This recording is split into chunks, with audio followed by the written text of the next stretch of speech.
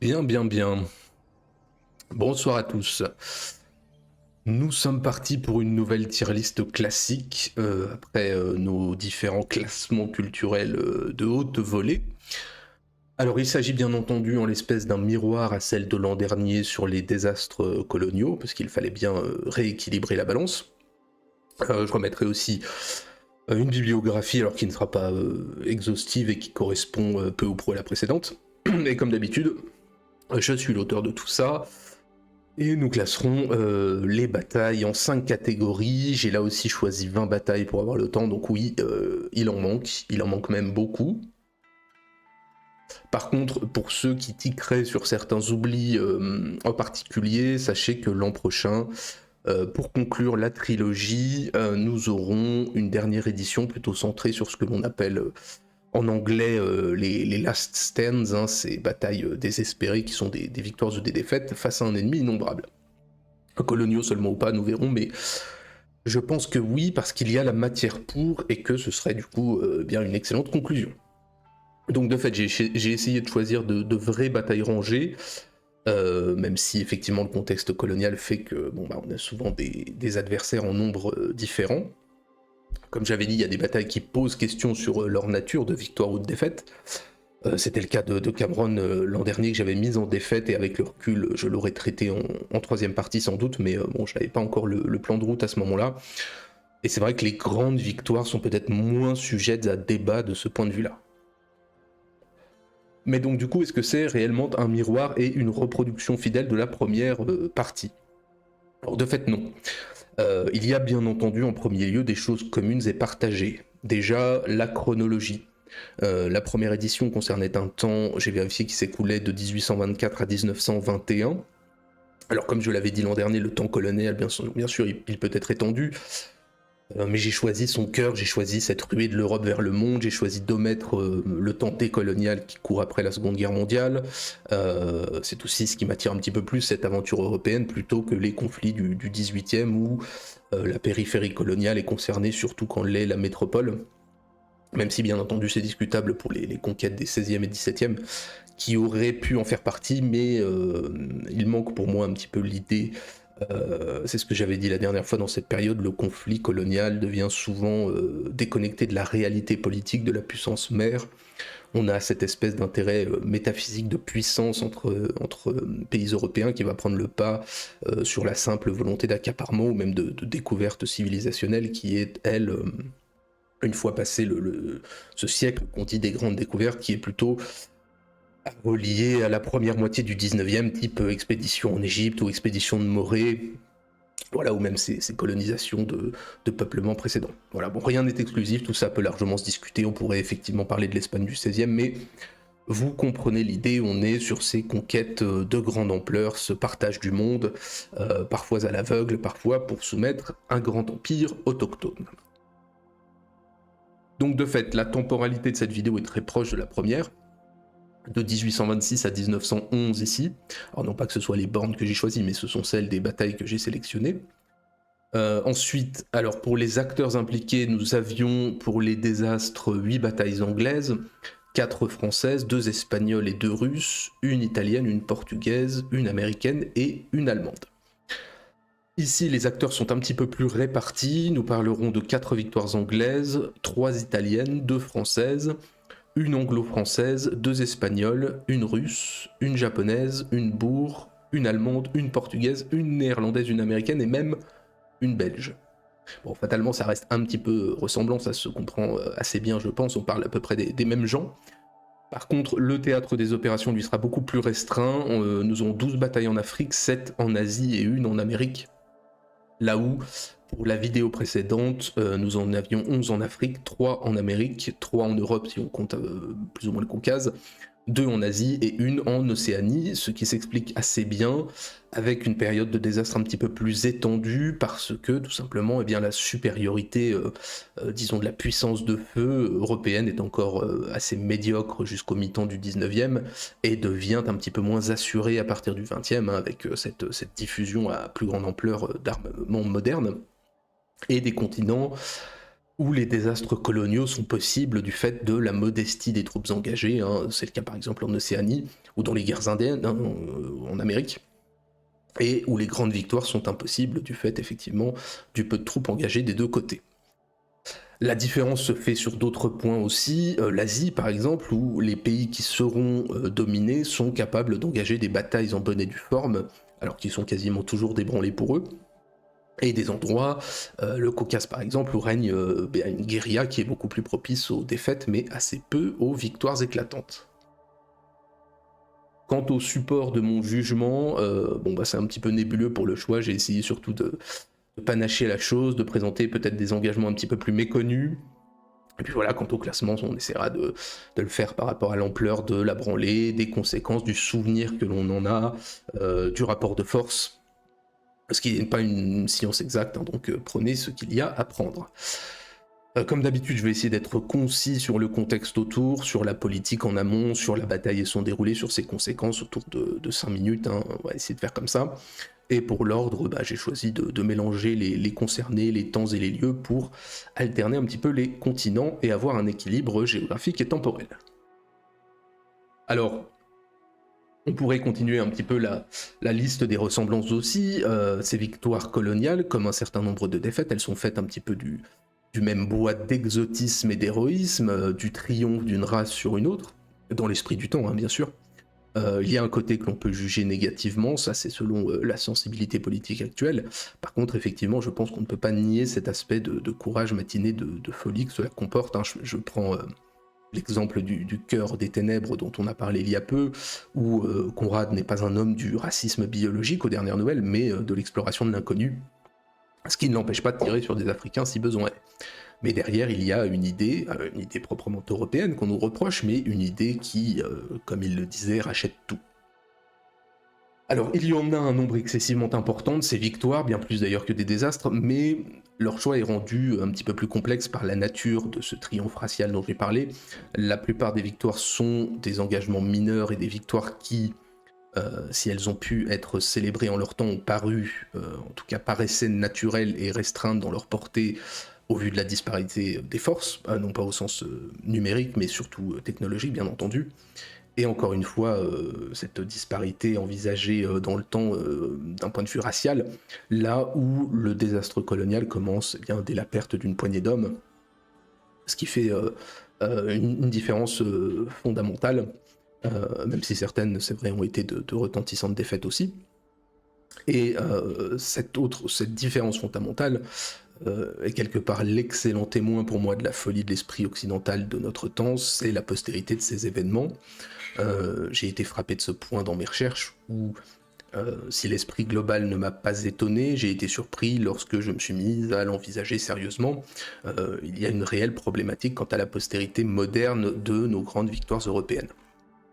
Je vous donne un exemple par le fait, qui sera illustratif, je pense, de mon propos en dehors de questions politiques. Si vous recherchez sur votre moteur de recherche préféré, même basiquement, victoires coloniales et défaites coloniales, vous regardez les résultats. Pour les premières, vous aurez soit des articles qui n'ont rien à voir, sur les armées coloniales, par exemple, dans les conflits mondiaux, ou des trucs de mémoire culpabilisantes. Et si vous tapez défaites coloniales, vous avez ces célébrations de l'indigène, même pas écrites par eux, hein, écrites par nous. Alors je sais que ça ne vous surprendra pas, mais simplement, voilà, c'est un exemple pratique et concret de cette postérité délicate, hein, sur notre continent, où l'on devrait célébrer ces défaites-là. Surtout que ce sont les mêmes qui prétendent que l'imaginaire colonial a effacé ces défaites de la mémoire collective, alors que dans les faits, ce sont plutôt nos victoires qui n'existent plus ou plus autant qu'elles ne le devraient. Et c'est surtout sans doute que la dite mémoire s'en branle un petit peu de ces défaites. Si elle ne les retient pas alors que c'est tout ce qu'on lui propose, c'est sans doute effectivement parce qu'elle s'en branle. Donc voilà, il n'y a qu'en Europe où l'on doit célébrer les défaites de notre peuple. Alors ça n'arrivera pas sur cette chaîne, hein. J'ai parlé des désastres parce que tout mérite d'être raconté. Mais comme je l'avais dit à ce moment-là, il ne s'agit pas de célébrer nos défaites, ce qui n'empêche pas de rendre hommage aux vainqueurs, hein. C'est un processus neutre, ça l'est toujours, mais nous devons aussi célébrer le triomphe d'un continent dont la courte domination historique d'à peine 2 siècles a été cet accident de l'histoire qui sert encore d'alpha et d'oméga à ceux qui profite de ce qu'entraîne aussi la toute-puissance, c'est-à-dire la magnanimité. Sauf qu'aujourd'hui, ayant été dépossédé de la puissance, ce serait bien que l'on se défasse aussi de notre magnanimité béate. Et pour le coup, je pense qu'il y avait un petit travail à faire parce que dans les désastres coloniaux, sur la vingtaine que j'avais choisi, il y en avait peut-être une moitié qui formaient bien on va dire une part de ces citations obligatoires du fait d'une certaine rareté. Ici, j'ai choisi quelques batailles peut-être plus connues, mais elles sont plus sous forme de jalons que d'obligations. Maintenant, c'est vrai que la plupart ont eu peut-être une importance moins grande que les défaites qui pouvaient devenir un mythe pour le peuple autochtone vainqueur ou faire bien tomber un gouvernement chez le colonisateur. Allez, c'est parti donc pour la revanche du colonisateur dans ce deuxième round. Alors attendez, il faut que je fasse la transition. Orienté seconde colonisation, oui voilà, on va parler de cette seconde période de colonisation, on va dire ça comme ça, salut Darros. Alors attendez, il faut que je fasse comme d'habitude, hop, la transition, diaporama, et nous commençons par la bataille de Blood River le 16 décembre 1838 dans le Natal en Afrique du Sud et qui oppose les Boers aux Zoulous. Pourquoi ? Eh bien parce que l'on commençait la première tier list par Isandlwana, qui est un des désastres coloniaux les plus connus dans le Natal. Il était donc naturel que l'on commence par l'une des victoires les plus connues contre le même adversaire. Bien, quel est le contexte ?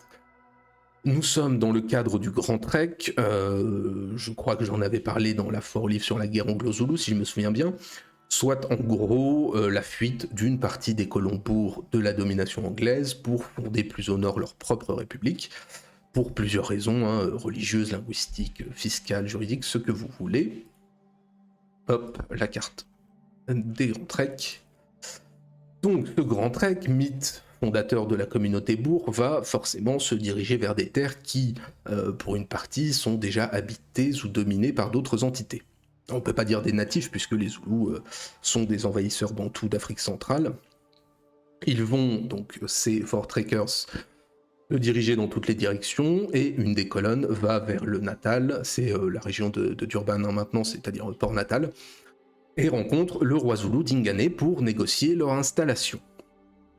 Ce dernier signe un traité accordant l'accès aux boers à Port Natal, ce qui n'a absolument aucune valeur chez eux, chez les Zoulous, l'écrit, j'entends. Et il souhaite bien entendu d'abord évaluer leur dangerosité qu'il estime bien trop élevée. Le chef boer qui dirige cette colonne, Piet Retief, va être massacré à coups de bâton ensuite avec tous ses hommes au cours d'une rencontre dans la capitale royale pour commémorer la chose, une centaine de personnes avec lui. Et le roi d'Ingane ne s'arrête pas là et va tenter donc de se débarrasser une fois pour toutes des Fort Trekkers. Hop, je vous mets, hop là, voilà, le massacre. Donc ce qui ouvre la voie à la seconde partie du mythe et qui va ancrer une solide haine du Zoulou chez les Boers, puisque plusieurs milliers de soldats de l'Impi, de l'armée Zoulou, sont envoyés pour raser les campements Boers, donnant lieu au plus fameux massacre de tous, celui de Wienen en février 1838, où plus de 500 personnes sont tuées. Donc la moitié d'ailleurs sont des Africains qui servent les Blancs, et 56 femmes et 185 enfants Boers. Ce qui a du mal à passer chez nos chers colons hollandais et français et autres protestants. La plupart des campements sont assiégés, vont former le lager, le célèbre cercle de chariots défensifs traditionnels, et grâce à des renforts, beaucoup vont parvenir néanmoins à quitter le Natal. Mais du coup, ce n'est que partie remise, puisque vient le troisième acte, celui de la revanche, sous Andries Pretorius, appelé à l'aide du Cap, et qui reconduit les Boers au Natal en novembre 1838. C'est un peu le dernier pari, puisque l'année 1838 a donc été une annus horribilis pour nos amis Boers. On va donc avoir 464 hommes armés et 64 chariots qui vont se pointer et sont décidés à dire qu'ici, maintenant, c'est chez eux. Alors cette fois, ils vont être un petit peu plus malins politiquement, ils vont s'allier notamment au demi-frère du roi qui veut s'emparer du trône, et ils vont tenter d'affronter les Zoulous dans un terrain éloigné de la capitale, capitale qui est difficilement accessible pour les chariots, qui est défendue par une vallée très délicate d'accès où plusieurs boers étaient déjà tombés au combat, dans un environnement qui est en plus qui ne permet pas de former ce cercle de chariots défensifs. Le problème pour les Boers, c'est donc d'attirer les Zoulous dans une bataille en terrain ouvert, et le problème des Zoulous, c'est de ne pas le faire. Pendant quelques jours, donc, les bourgs vont progresser lentement et quotidiennement, tout en s'entraînant aux tactiques défensives. On sait que l'on va avoir une bataille décisive, et nos chers bourgs font appel à Dieu, prêtent serment de bâtir une église si la victoire est remportée, un symbole de leur installation et de leur future sédentarité, ce qui sera le jour du vœu, la fête nationale bourg qui commémore la victoire et qui deviendra le jour de la réconciliation en 1995 avec le changement de régime. Donc le 15 décembre 1838, les bourgs traversent la rivière Buffalo et repèrent les Zoulous cherchant à les attirer en terrain accidenté. Et Praetorius refusant de lancer l'attaque, ils forment donc leur lager fortifié, renforcé avec ces barrières mobiles qui peuvent s'ouvrir pour la cavalerie, ce qui est un petit peu la marque de fabrique des guerres Zoulous, dans une position absolument parfaite, entourée de ravines qui ne laissent qu'une voie d'accès vers laquelle Praetorius va diriger ses 2 vieux canons, complètement dépassés, mais qui tirent de la mitraille, ce qui va faire très très mal. Vous avez ici à peu près le plan de l'installation. Vous avez cette rivière sur le côté, vous avez ce donga derrière. Un donga, c'est un lit de rivière asséchée, donc il forme une espèce de rempart naturel. À l'approche du soir, le brouillard tombe sur le champ de bataille et les Zoulous n'attaquent pas, ils concentrent leurs forces et donc on va avoir une bataille très simple. 15 000 Zoulous vont charger 450 bourgs et leurs 350 alliés africains ou serviteurs retranchés derrière un cercle de chariots de 400 mètres de circonférence. La charge débute à l'aube, à 5h du matin, et les assauts vont échouer les uns après les autres, en 4 vagues successives, les Zoulous étant balayés par le feu, en plus d'être gênés par la taille réduite de l'Ikloa, qui est la lance des stocks introduite par Chaka, mais qui est une arme à très courte portée, qui fait quelques dizaines de centimètres, et donc qui demande une proximité avec l'adversaire. Les Zoulous n'ont absolument aucune arme de jet. Après 2 heures de combat, craignant de manquer de munitions, Praetorius va diriger une charge de 150 cavaliers et l'armée Zoulou va se disperser, poursuivie pendant plusieurs heures par les hommes montés. C'est donc un massacre total et absolu. Les Zoulous laissent plusieurs milliers d'hommes contre quelques blessés en face et la Buffalo devient la Blood River. Les cavaliers vont charger 4 jours jusqu'au Kral Royal, le village de Dingane, à 80 km de là, pour le trouver abandonné et déserté. Alors les pertes Zoulous sont probablement quelque peu surévaluées, mais il n'y a pas eu de comptage bien entendu, mais on estime qu'ils ont perdu au moins 1000 hommes. C'est la fondation messianique du destin des bourgs, c'est l'intervention divine qui leur a donné la victoire, c'est l'épopée des Afrikaners qui vont fonder leur république et mettre leur allié Mpandé sur le trône après encore 4 années de combat, fixant ce qui sera la situation pendant un bout de temps. Alors néanmoins, les Britanniques du Cap, absolument inquiets devant cette grande victoire, vont prendre possession pour eux-mêmes du Natal, ce qui va forcer les bourgs à migrer une fois de plus pour se fixer dans ce qui seront...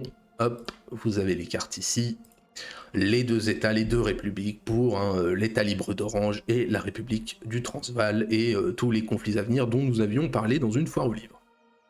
Et puis un lieu de bataille qui deviendra un lieu de mémoire partagé par la force des choses.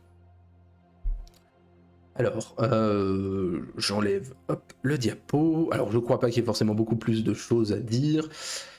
Est-ce que c'est une bataille coloniale? Bon, pas plus les bourgs que les Zoulous sont des autochtones, les premiers d'ailleurs ont même une large antériorité, mais néanmoins je pense que l'on peut l'y mettre, et bien entendu elle sera tout en haut, hop, voilà.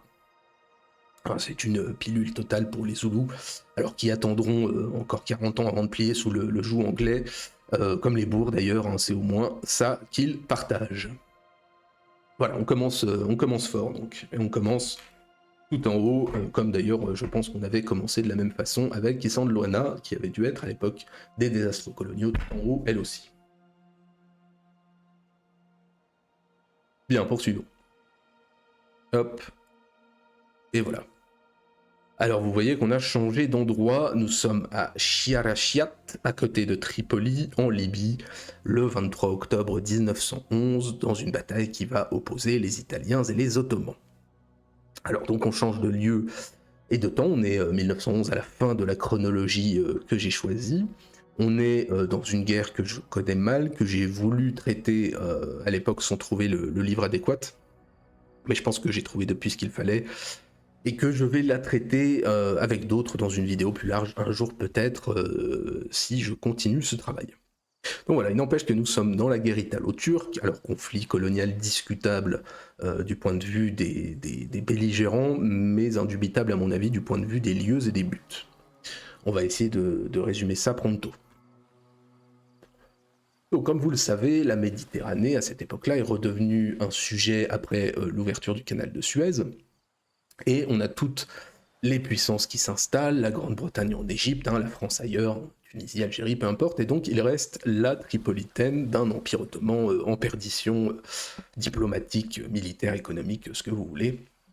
Ça fait 30 ans que les Italiens lorgnent dessus, mais hésitent parce que ça coûterait très cher et qu'ils commencent en plus dans le même temps à s'engager en Érythrée à la place, ce qui est un autre secteur stratégique dont on reparlera, mais néanmoins ils commencent une pénétration économique dans la région. Hop, l'armée italienne, regardez-moi comme ils sont beaux. Macron au bûcher. Salut à toi Macron au bûcher. Bienvenue. Donc, à peu près tout le monde dans l'Italie du temps est favorable à l'intervention pour tout un tas de raisons. Débouchés économiques pour le Nord, nouveaux foyers d'émigration pour le Sud, nationalistes et futuristes pour la guerre comme régénération nationale, enfin bref, c'est l'unanimité. Et à part peut-être une partie de la gauche et de l'extrême gauche, dont Mussolini d'ailleurs, à part ces quelques têtes de gondole, tout le monde est pour. Et donc le 28 septembre 1911, on a un ultimatum de 24 heures qui est donné aux Ottomans, inacceptable, et donc c'est la guerre, 34 000 Italiens qui sont envoyés, l'élite de l'armée, Avanti donc, face à 4 000 Turcs accompagnés par des milliers d'irréguliers arabes hurleurs et autres confréries sénoussi. Alors très rapidement, on va avoir des batailles navales désastreuses pour les Ottomans, la prise de Tripoli début octobre, la prise de Tobrouk, et le problème c'est qu'on pensait être bien reçu et qu'on gagnerait sans combat, mais ça ressemble pas tellement à ça. Je vous mets ici une photo de nos amis ottomans avec des irréguliers libyens.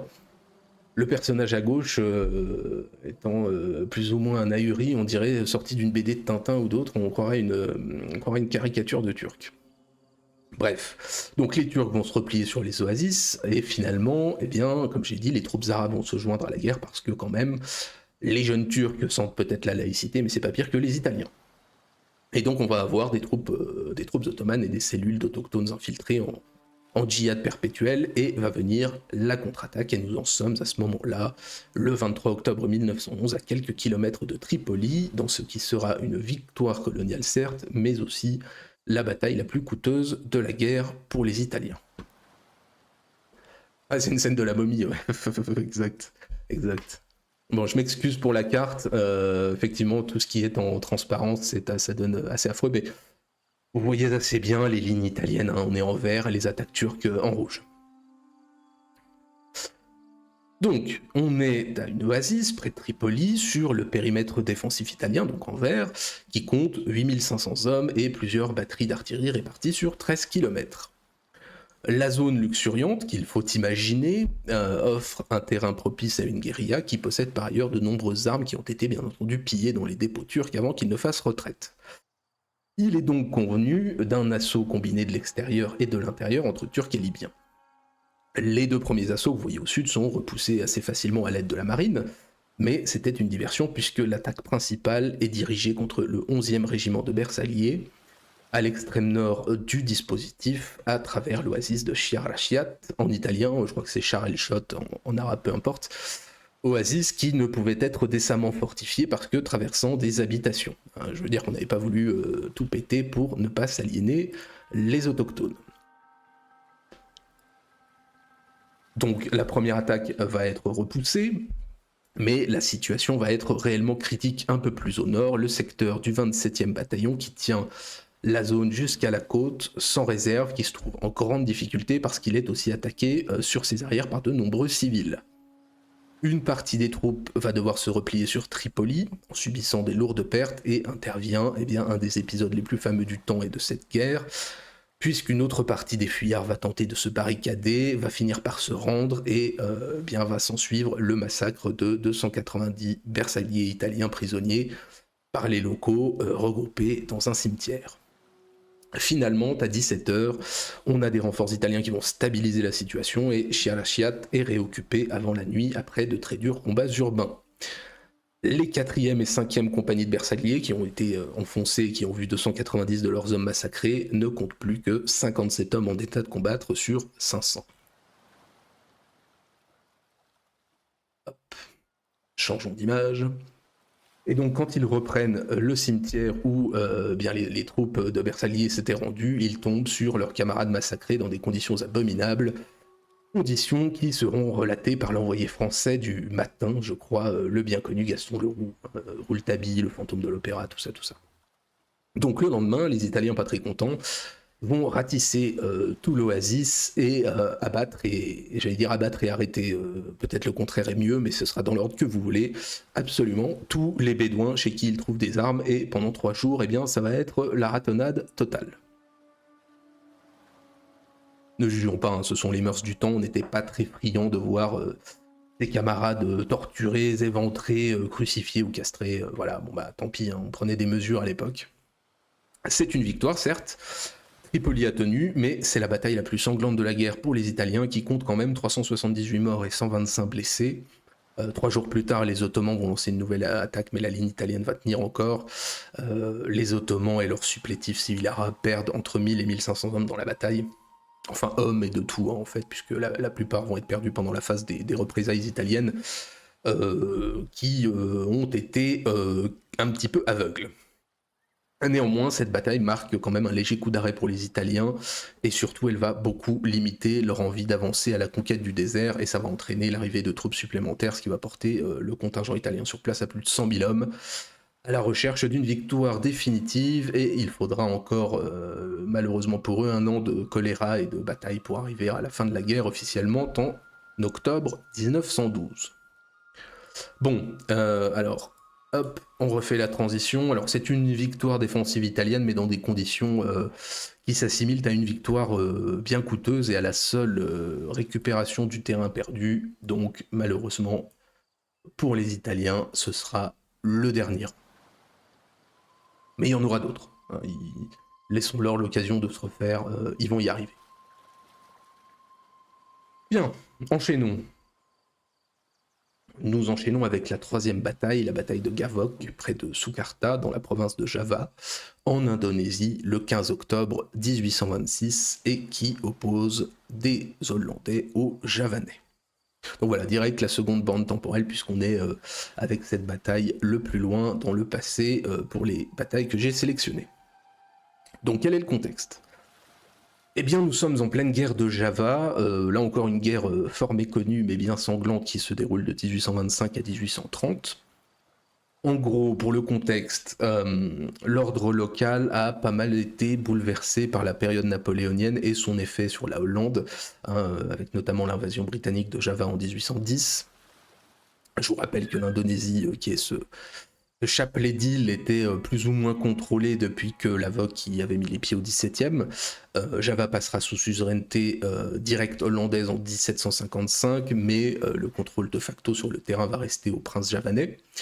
La compagnie des Indes orientales, elle est nationalisée en 1800, puis bien fatalement contrôle français lorsque Louis Bonaparte est sur le trône. Je crois que c'est Louis, hein, vous me corrigerez, mais je crois que c'est Louis Bonaparte. Et donc, en représailles, invasion anglaise qui affaiblit encore la position néerlandaise, qui va tenter, lorsqu'elle reprend le contrôle des îles, de resserrer les boulons par l'imposition et la restructuration sociale des autochtones, qui va court-circuiter pas mal d'élites. Et ce qui va perturber aussi l'exploitation agricole et qui va conduire à beaucoup de famines et à un mécontentement généralisé. On voyage, hein, t'as vu, et Naros, on n'a pas fini. Même si, comme je l'ai dit en intro, c'est beaucoup plus concentré, malheureusement. Et donc sur Java, on va avoir un mouvement de révolte mené par le prince d'Hippo Negro, j'y peux rien, c'est son nom, membre de la famille royale, dans ce contexte de famine et de maladie, doublé en plus de ça d'un contexte de succession de pouvoir dans lequel je crois qu'il est écarté et donc fortement mécontent. Le casus belli étant la construction d'une route qui traverse son domaine sur des tombeaux sacrés, mais fallait-il vraiment un casus belli ? À la limite, peu importe. On a donc cette grogne contre les Hollandais et une espèce de mouvement millénariste qui se constitue derrière le prince, qui va être une sorte d'équivalent local du Mahdi, et donc boum, guerre ouverte entre l'autorité coloniale et le prince, guerre impréparée et qui se passe au début très très mal pour les Hollandais, avec des batailles qui auraient sans doute pu finir dans les désastres coloniaux. Les forces hollandaises sur place sont d'environ 25 000 hommes, dont 10 000 indigènes bien sûr, parce que bien entendu la politique locale est un bordel de rivalité princière, sinon ce serait pas rigolo. En face, il est impossible de savoir combien d'hommes on a, hein. C'est pas comme si on avait des registres, mais sans aucun doute plusieurs dizaines de milliers de révoltés. Donc comme j'ai dit, on a quelques premiers engagements qui se passent mal. L'année 1825 est très difficile avec plusieurs défaites et la prise d'une ville majeure évitée de très peu. La guerre de guérilla est privilégiée. La seule fois où les Indonésiens acceptent une bataille rangée, ils encaissent leur première défaite en juin 1826. Mais le reste du temps, c'est une litanie de colonnes hollandaises lancées à la poursuite de Dipo Negro et défaites par des milliers d'Indonésiens qui leur tombent dessus des arbres comme des orang-outans. Et donc Prince qui va décider de concentrer son effort dans la région centrale de Surakarta comme base d'action pour perturber les ravitaillements hollandais. Vient donc ce tournant à Gavok le 15 octobre 1826, donc on est près de cette ville de Surakarta, quasiment en plein centre de Java, parce qu'après leur série de succès engrangés, les révoltés comptent attaquer le QG militaire néerlandais commandé par le général de Kock. Malgré les victoires, devant la résistance hollandaise de plus en plus forte, Dipo Negro hésite encore et les Hollandais en profitent pour concentrer leurs forces. Ils ont environ 1500 hommes, alors les Javanais beaucoup plus, mais les Néerlandais vont décider de prendre la responsabilité de l'offensive, localisant les positions rebelles grâce à des informateurs locaux et connaissant aussi les nombreuses dissensions qui règnent entre leurs chefs. Et puis aussi parce qu'ils ont du mal à se ravitailler et qu'à un moment il va falloir passer à l'offensive. Les forces hollandaises sur place sont des forces professionnelles et disciplinées, agrémentées d'auxiliaires. Le commandement est assuré par des officiers qui sont habitués aux campagnes tropicales. Ça fait déjà pas mal de temps, comme je l'ai dit, que les Hollandais sont installés sur place. Et malgré les défaites précédentes, malgré l'armement de 1826 aussi qui reste ce qu'il est, hein, on n'est quand même pas sur une énorme puissance de feu, il y a une véritable doctrine de contre-insurrection. En face, les forces rebelles sont composées de ces irréguliers paysans ou de ces fanatiques religieux. Je crois qu'il y a autour de 10 000 hommes pour la bataille, sans organisation, mais qui connaissent au moins un terrain familier. Non, il n'y a pas de flingue, les Javanais, il n'y a quasiment pas d'armes à feu. Plusieurs raisons, j'aborderai ça dans le cadre d'une vidéo sur les Philippines, mais il y a deux problématiques qui sont assez similaires. C'est la situation géographique pour se procurer des armes. Soit tu les récupères sur les Européens locaux, mais il y en a un nombre forcément limité. Soit tu t'en fais entre guillemets livrer, mais pour ça il faut passer par la mer, ce qui requiert une logistique que la plupart de ces gens n'ont pas. Donc de fait, il n'y a quasiment pas d'armes à feu et il n'y en aura pas, même dans des conflits beaucoup plus récents, entre guillemets. Ce sera le cas pour les Philippins à la fin du 19e et au début du 20e. Ils n'ont quasiment pas d'armes à feu parce que c'est très difficile de s'en procurer. Quand tu es sur une île, ça demande de passer outre notamment les flottes européennes.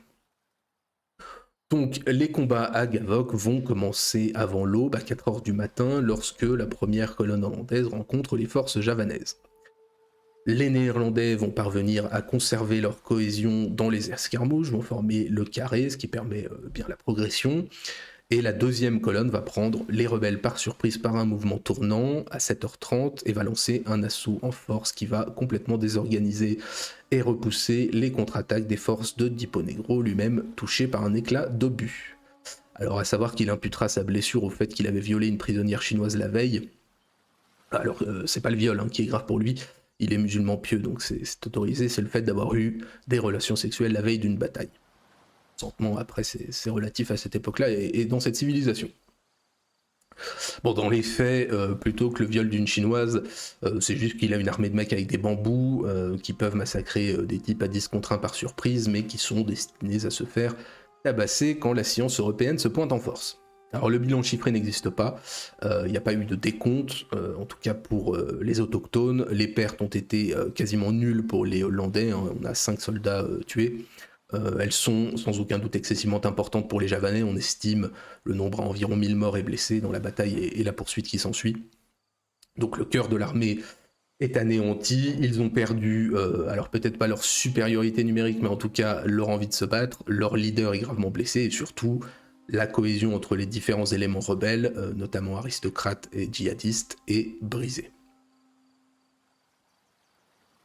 Néanmoins, la guerre est loin d'être terminée, elle va évoluer vers une guérilla soutenue par l'aristocratie locale. Les Néerlandais vont peu à peu grignoter du terrain par une politique de fortification notamment, ils vont bâtir plusieurs centaines de forces et petit à petit les forces des rebelles vont fondre, les défections vont se multiplier et Dipo Negro va finir par se rendre en 1830.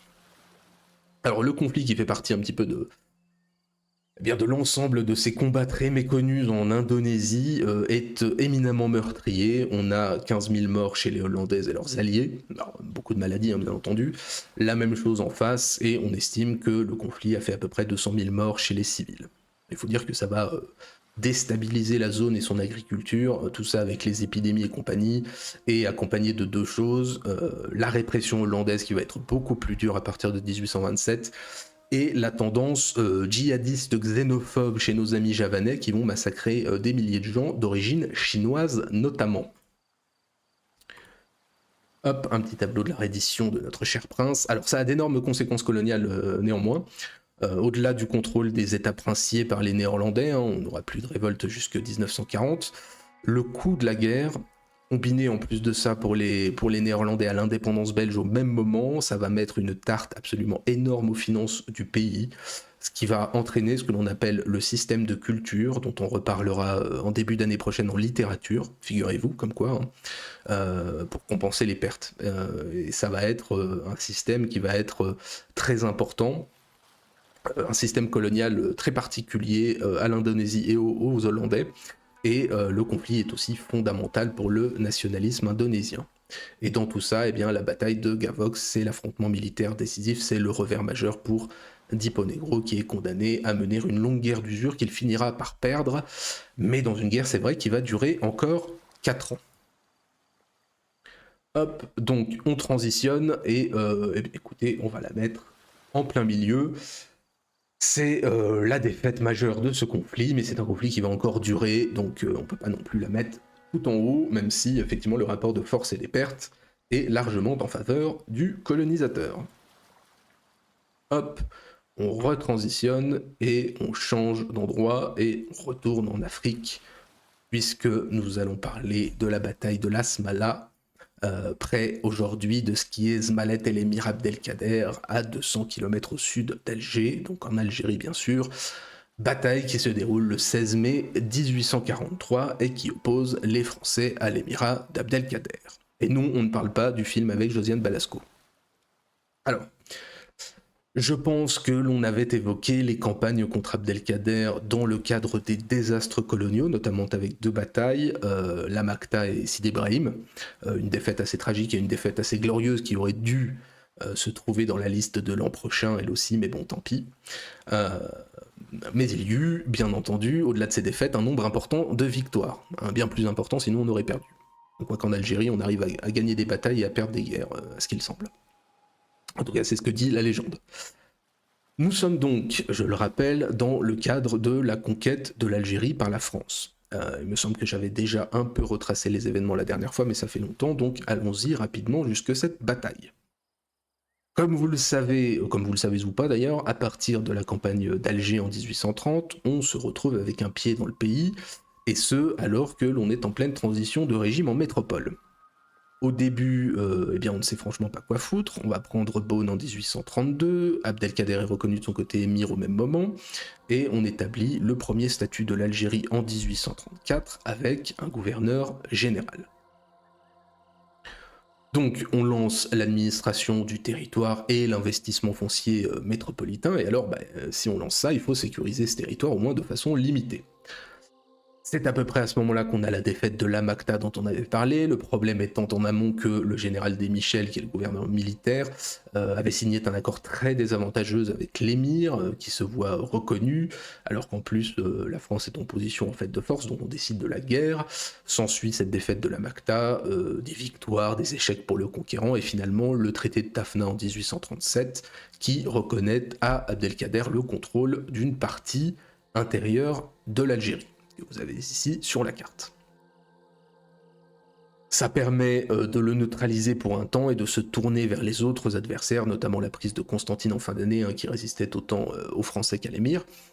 Mais dans le fond, sur le long terme, la France a renoncé au non-choix, ce sera la revanche, et on verra si on trouve une bonne raison, et on va la trouver sans forcer le destin, puisque Abdelkader ne respecte pas les traités conclus, il envahit une partie du territoire, il appelle à nouveau au djihad, et donc le général Bugeaud, qui est devenu gouverneur en 1841, va décider de mettre fin à la menace. Et il faut aller vite, parce que malheureusement, la guerre sur ce terrain d'Algérie avale les soldats plus rapidement qu'on ne peut en ramener. Pour l'anecdote, je suis allé regarder ça, ou je suis tombé dessus par hasard, je ne sais plus, mais en un demi-siècle en Algérie, à partir de 1830, donc de 1830 à 1880, on aura sur le territoire 7500 tués au combat et 110 000 de chaleur ou de maladie. Donc comprenez que effectivement, c'est un terrain qui a tendance à un petit peu décimer les troupes. On décide donc de repasser à l'offensive avec des renforts, et après quelques combats victorieux, on part à la poursuite de l'Asmala d'Abdelkader, l'Asmala étant bien entendu sa capitale nomade. Ordre est donné au duc d'Aumale, Henri d'Orléans, qui est le fils de Louis-Philippe, qui règne à ce moment-là, et au général Lamoricière de l'attraper. Alors le duc compte 1300 fantassins et 600 hommes montés, et finit par localiser son ennemi à une source où il était pour se ravitailler, ennemi qui ne sait pas tellement où aller. Vous avez ici une représentation artistique de la Smala d'Abdelkader. Alors en face, cette Smala en question, elle n'est pas un village, elle compte environ 20 000 à 30 000 personnes, dont 5 000 combattants, elle est remplie de tous les clans affiliés, de toutes les familles, des fonctionnaires et des artisans de l'émir, c'est une espèce de grand espace constitué en plusieurs enceintes, qui est donc devenue sa capitale itinérante après la conquête de sa capitale fixe précédente par les Français. Donc, probablement donné par un traître ou alors par un caïd rallié, le duc d'Aumale va donc se lancer au plus vite contre son ennemi, avec seulement ses troupes montées, en gros à peu près 500 cavaliers. Vous avez ici le célèbre tableau d'Horace Vernet sur la prise de la Smala d'Abdelkader, Horace Vernet étant plus ou moins le peintre de la conquête du pays. La cavalerie française va charger dans le tas, après un premier mouvement de panique devant l'immensité de ce qui se trouve devant eux, mais ils se reprennent, poussés par les officiers, puisque tout le monde est conscient que soit ça passe, soit ça casse. Les hommes de l'émir, qui est absent, puisqu'il est en train de surveiller les mouvements de la Mauricière, vont tenter de faire partir les femmes et les richesses, et ils sont quand même toujours bien supérieurs en nombre, mais ils sont complètement culbutés par l'élan français, ils vont se débander après seulement le tir d'une salve, et nos amis de l'émirat d'Abdelkader vont laisser 300 hommes morts et 3000 prisonniers sur le terrain, alors que les Français ne comptent que 9 tués. Tout ça a duré 1 heure dans une confusion absolument totale au milieu des civils. La perte de sa ville nomade est un immense coup pour l'émir, qui laisse une grande partie de son trésor de guerre et doit s'enfuir au Maroc. Ici, hop, la reddition de l'émir. Alors du point de vue tactique, c'est un engagement bordélique d'1 heure en forme de raid de cavalerie. Du point de vue stratégique, c'est un tournant dans la guerre, puisque l'émir a perdu une large partie de ses biens et de son assise aussi. Il doit fuir et il ne pourra jamais relancer la lutte avec la même ampleur. Du point de vue artistique, médiatique, tout ce que vous voulez, c'est la bataille la plus importante, la bataille la plus commémorée, et ce, d'autant plus qu'elle est gagnée par le propre fils de Louis-Philippe. Donc, au niveau du classement, hop, je fais la transition. 2e rang, bien sûr, puisque c'est un petit engagement, certes, c'est une branlée néanmoins pour l'émir qui prend une tôle absolue, qui perd sa capitale nomade et ses biens, et c'est une bataille très importante du point de vue stratégique et symbolique, même si aujourd'hui le monde étant ce qu'il est et notre pays de la même façon, nous ne la fêtons plus comme il se doit et comme elle était fêtée par le passé.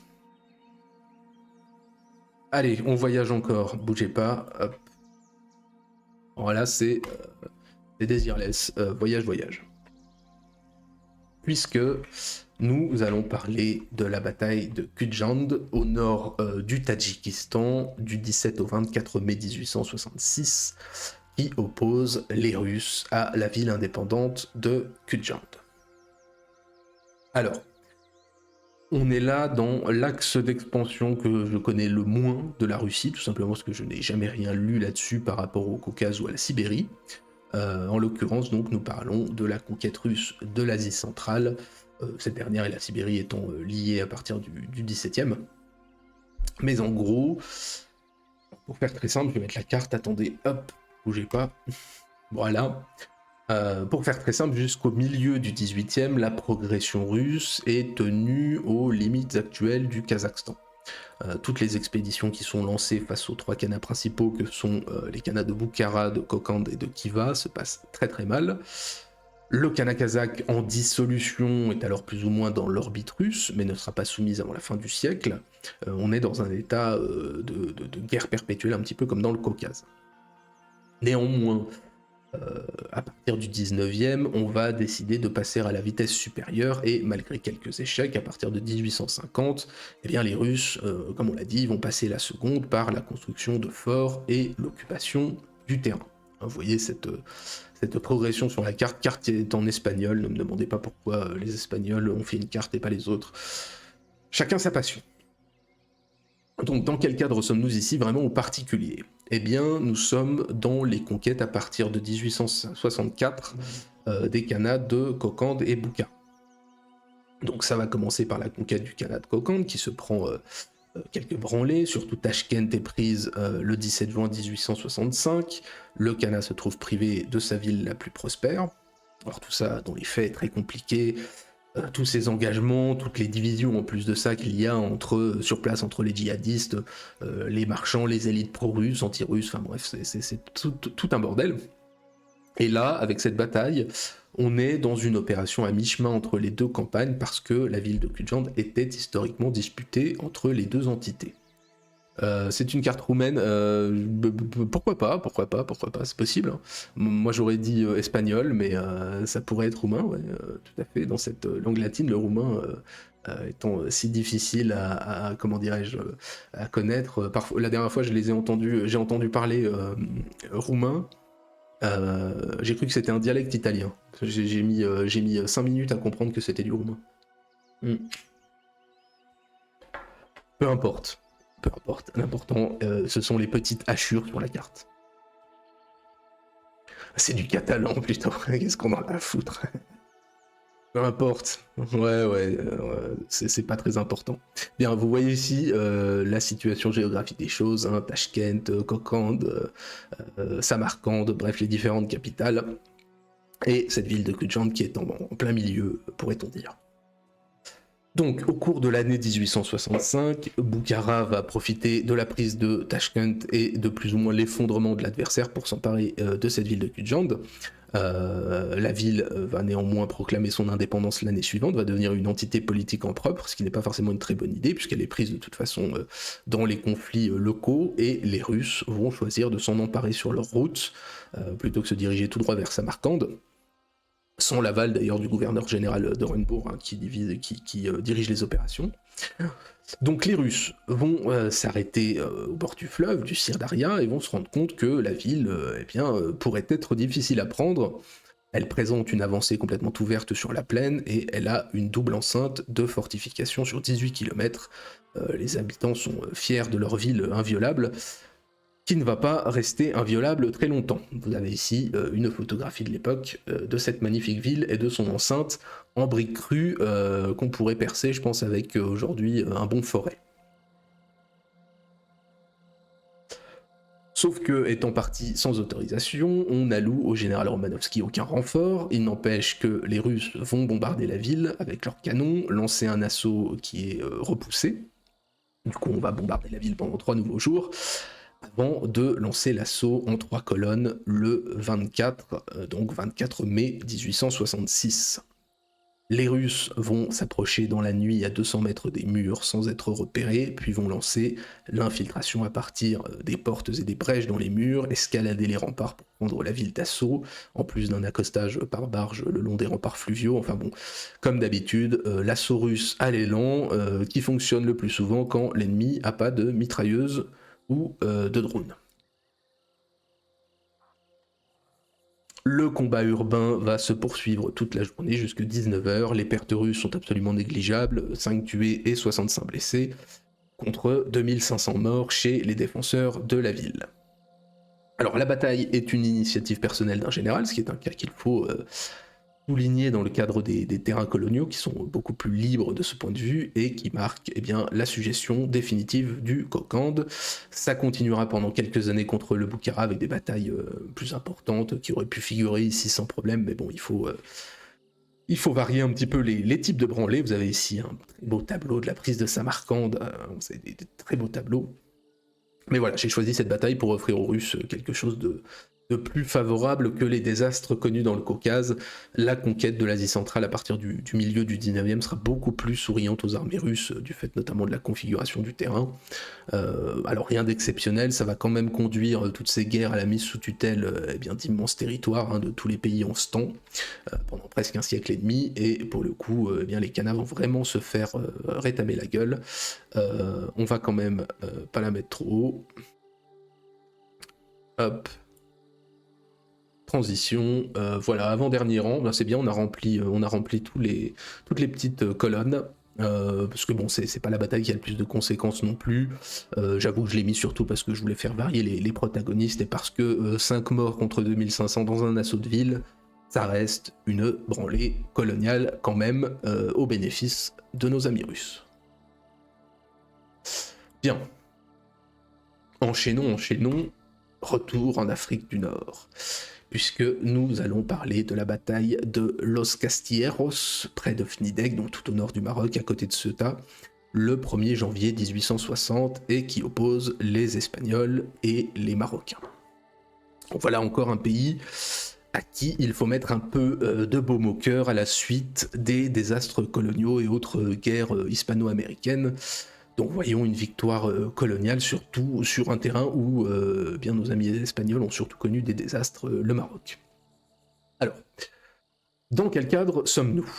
Nous parlons de la première guerre hispano-marocaine, guerre de 6 mois entre le sultan du Maroc et l'Espagne d'Isabelle II, dans sa période dite d'union libérale, c'est vraiment la pire histoire de l'Europe au 19e, l'Espagne, on comprend rien, en plus on s'emmerde, mais au moins à l'époque ils faisaient la guerre, ce qui est déjà ça.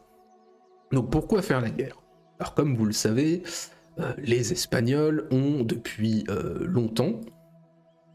les photos... Oui, tout à fait. Si, c'est ça. Prokudin Gorski peut-être, mais ce sont ces photos en couleur absolument incroyables qu'il a pris dans toute la Russie. Je crois que j'en ai mis quelques-unes dans la Russie de 1905, mais ce sont de très jolies photos. Donc, ça nous amène pas plus loin dans notre réflexion sur les Espagnols qui en ont rien à foutre des photos de Monsieur Gorski. Donc pourquoi faire la guerre ? Comme je le disais, vous savez, les Espagnols ont depuis longtemps ces enclaves, enfin des exclaves d'ailleurs plus justement je pense, en terre marocaine, donc Ceuta, Melilla entre autres, et donc les forts pour les protéger. Et donc un état de tension en conséquence plus ou moins permanent avec le voisin marocain. Or, voilà qu'un jour d'août 1859, un détachement militaire qui protège la construction de l'un de ces forts est attaqué, le fort subit des déprédations, quelques troupiers sont tués. Bon alors c'est une tribu du Rif qui proteste surtout contre cette politique d'extension fortifiée du territoire espagnol au Maroc, tribus du Rif qui sont contrôlées ni par l'Espagne ni par le sultan. Et donc le général O'Donnell, que vous avez ici, bel homme, qui est l'homme fort du régime et le président du Conseil des ministres, la plupart du temps à cette époque, qui est d'ailleurs d'origine irlandaise, mais on n'en a rien à foutre ici. Donc le général O'Donnell va demander des excuses au sultan, qui ne prend pas la peine de répondre. Et à l'époque, on décide de régler ça, comme d'habitude, à coups de canon dans la gueule, les gens étant peut-être pas plus susceptibles, mais en tout cas ils disposent des moyens différents de laisser transparaître la dite susceptibilité de façon impactante. On a une grande campagne patriotique en Espagne pour se lancer en guerre, un grand élan populaire, bref, on a une pression importante sur le gouvernement qui se sent déjà sous pression par ailleurs, puisqu'il craint des tentatives républicaines, il y en avait eu des très récentes, et autres aventures carlistes qui sont encore en mémoire, et ils font donc une bonne guerre pour rallier l'opinion publique, et si ça permet d'étendre le contrôle espagnol sur le Maroc, c'est encore mieux, voilà, double avantage à l'intérieur, à l'extérieur, c'est tout bénef. Il obtient O'Donnell l'accord de la France et de la Grande-Bretagne contre des garanties de la limitation des zones occupées. Tout va bien donc, hein, le pays est uni, les partis politiques et le peuple soutiennent la guerre, les volontaires affluent, on réunit 35 000 hommes, 70 canons et une grande flotte pour acheminer tout ça. Hop, l'armée espagnole du temps. Donc du côté marocain, on a beau rentrer en guerre, on n'est pas serein non plus, le sultan vient de monter sur le trône, le pays a quand même, vous vous en doutez, un certain nombre de fragilités internes, notamment autour des confédérations tribales. Donc la guerre est partie, déclarée le 22 octobre 1859 entre le sultan Mohamed IV et l'Espagne, et première bataille en décembre 1859 d'importance, où les Marocains sont repoussés vers Castilleros et sont dégagés des hauteurs autour de Ceuta. Castilleros où va se tenir le combat principal de cette guerre dont nous allons parler. Donc O'Donnell, chef du gouvernement et ministre de la guerre, va prendre lui-même la tête des troupes et va décider très vite de l'offensive, encore une fois, avant que l'attrition, les maladies et les petits combats contre les irréguliers avalent ses troupes. À l'aube du 1er janvier, les troupes espagnoles commencent leur marche vers Tétouan, accompagnées par la flotte, juste à côté, pour bombarder et débarquer des troupes de marine si nécessaire. Les forces marocaines sont positionnées sur les hauteurs, par la route, dans un environnement très accidenté qui est fait de collines, de forêts denses et de zones boisées. Les Espagnols sont bien armés, le moral est très haut, face à des irréguliers sans cohérence, mais avec le djihad et le pillage comme objectif. La bataille commence au matin, alors j'ai mis une carte de la bataille, bon, la taille fait que une compréhension limitée, mais j'ai pas trouvé mieux. Donc la bataille commence au matin, lorsque l'avant-garde espagnole se présente dans la vallée pour bâtir un pont, permettant aux canons de passer. Cette bataille est marquée notamment par la prise de toutes les hauteurs à la baïonnette menée par le général Prim, les premières actions de l'infanterie espagnole appuyée par l'artillerie navale vont parvenir à déloger l'ennemi des collines, le forçant à se réfugier dans la vallée. De 8h à midi, les Espagnols vont conquérir méthodiquement tous les différents surplombs de la zone. Les hommes du sultan de leur côté, qui reçoivent d'importants renforts, vont tenter à tout prix de récupérer les positions, ce qui va donner lieu à d'importants combats, à l'envoi par les Espagnols de toutes leurs forces en soutien, et finalement, à la tombée de la nuit, après plus de 8 heures de combat, parfois au corps à corps, les Espagnols ont gardé leur position, atteint leurs objectifs et forcé l'ennemi à la retraite. Alors de part et d'autre, les effectifs engagés sont d'environ 20 000 hommes côté marocain et moitié moins côté espagnol. Les premiers vont perdre plusieurs milliers d'hommes sur un terrain certes favorable aux embuscades mais qui les expose largement aux tirs de l'artillerie espagnole. Bon, on sait pas exactement combien d'hommes ils ont perdu, hein, c'est une estimation, contre une centaine de tués et 500 blessés côté espagnol. La bataille ouvre la voie vers Tétouan, elle sera suivie de 3 autres combats importants, la prise de Tétouan, un petit désastre espagnol parce qu'il en faut bien à Melilla, et une dernière bataille en mars qui va conduire le sultan à demander la paix à la reine Isabelle. L'Espagne va y gagner l'extension des frontières de ses esclaves, un traité commercial et une indemnité de guerre, ce qui n'est pas grand-chose, mais c'est une guerre de quelques mois qui n'a pas non plus coûté trop cher à la couronne. Alors la bataille, c'est un fait et le tournant de la guerre, mais elle est surtout très vite idéalisée, comme cette guerre en général, dans l'art en Espagne. Elle doit symboliser cette renaissance nationale que l'on attend dans un 19e siècle turbulent. C'est un important symbole, le signe manifeste de la supériorité espagnole, le tournant de la guerre. Malgré tout, comme on le sait, ça n'est qu'une diversion pour un pays qui est en fait en complet déclin. Et donc, hop, de fait, le classement ira à l'avant-dernier rang. C'est une bataille, c'est du 1 contre 2, hein, donc ça n'est pas non plus exceptionnel. Et en plus de ça, l'Espagne est un pays de merde. Désolé à tous ceux qui l'apprécient. Hop. Et transition, et cette fois-ci on voyage loin, puisque nous sommes à Palikao, donc près de Pékin, le 21 septembre 1860, où les Anglais et les Français vont se battre contre l'Empire de Chine, qui doit être l'Empire des Qing à cette époque, si je ne dis pas de bêtises. Vous me corrigerez, les sinophiles avertis. Donc, nous avions déjà parlé de la Seconde Guerre de l'opium dans le cadre des désastres coloniaux, avec la deuxième bataille pour les forts de Takou qui s'était conclue par une cinglante défaite dans la tentative de prise du fort par les Occidentaux. Alors objectivement c'était plus l'exception dans le flot ininterrompu des déroutes chinoises, c'est d'ailleurs pour ça que je l'avais mis. Mais alors donc en 2 mots, bien quid du contexte. On avait eu une première guerre en 1840, conséquence de la pénétration économique européenne, du déficit commercial de ces derniers et de leur importation de l'opium en Chine qui va prendre des proportions absolument délirantes. Alors vous avez ici c'est en tonnes les importations d'opium en Chine au fil du temps, encore une fois malheureusement avec les données en abscisse et ordonnées qui sont en transparence, donc on ne voit pas très bien, mais en tout cas c'est la progression de l'importation d'opium dans le bel empire chinois. Donc les Chinois vont tenter de l'éradiquer, ce commerce, et on va se retrouver avec une guerre où ils se prennent une branlée. Ils doivent reconnaître des traités inégaux avec la plupart des puissances occidentales, l'ouverture de 5 ports au commerce international, la cession de Hong Kong aux Anglais et des privilèges d'extraterritorialité, mais en tant que tel, le commerce de l'opium n'est pas rendu légal, le traité n'a pas rendu la chose permise, et donc les tensions se poursuivent, parce que eh bien, c'est le seul produit qui rééquilibre la balance commerciale occidentale, enfin anglaise principalement. Bon, on en est là. Et la puissance commerciale et militaire occidentale continue toujours à croître, et avec cela bien entendu leurs demandes.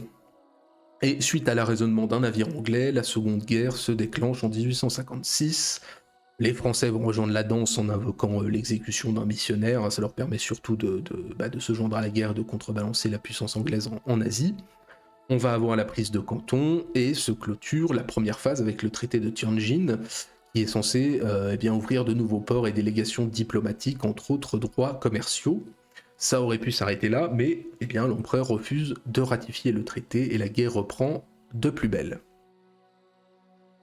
En juin 1859 a lieu la seconde bataille des forts de Taku, qui est la défaite dont nous avions parlé, ce qui va augmenter la résistance chinoise, sauf que, dans le même temps, la révolte des Sipais qui phagocytait une partie des troupes britanniques est terminée, et donc la Grande-Bretagne va pouvoir mettre le paquet. Les forts de Taku sont pris à l'été 1860, et on a à peu près 18 000 soldats franco-anglais qui sont envoyés sur place, bataille qui va permettre d'ouvrir la voie jusqu'au cœur de la Chine. L'avance vers Pékin va commencer début septembre 1860 pour un trajet de 50 km. On a une première bataille à Zhangjiawan, où l'avant-garde alliée, 4000 hommes, va tomber sur l'ennemi. La cavalerie anglaise et les chasseurs français vont pulvériser les 15 000 hommes de la cavalerie mongole, pendant que les Français atomisent en sus l'infanterie chinoise. Les alliés perdent une vingtaine d'hommes dans la bataille contre 1500 Chinois, qui est déjà une première étape. Mais bon, c'est des Chinois, donc il en reste encore beaucoup.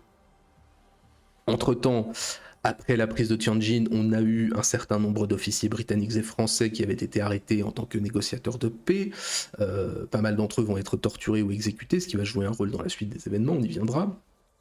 Et donc 3 jours plus tard, après cette bataille, vient le dernier engagement de la guerre dont nous allons parler. La cavalerie alliée va découvrir 30 000 cavaliers mongols et 20 000 soldats chinois décidés à défendre le canal reliant Pékin à la rivière Hai et les 2 ponts de Palikao. On est à peu près à 15 ou 20 bornes de Pékin.